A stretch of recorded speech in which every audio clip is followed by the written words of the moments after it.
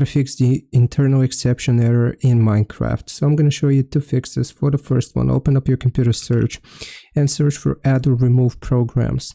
Here you will just want to find Minecraft, so search for Minecraft. Click on the three dots for Minecraft for Windows, Advanced Options, Terminate, then you want to click on Repair. Now we are going to repeat the same process for the launcher as well. So again, we're going to search for Minecraft, Launcher, three dots, Advanced Options, Terminate, and Repair. Okay, once we have done this, we will proceed to the next step, which is going to be searching for View Network Connections. Clicking on it, now you want to find your internet connection which you use. Right click, Properties. Now you want to find Internet Protocol version 4. Again, you will click on Properties. Use the following DNS server addresses. You will type 1.1.1.1, and for the alternate DNS server, you will type 1.0.0.1.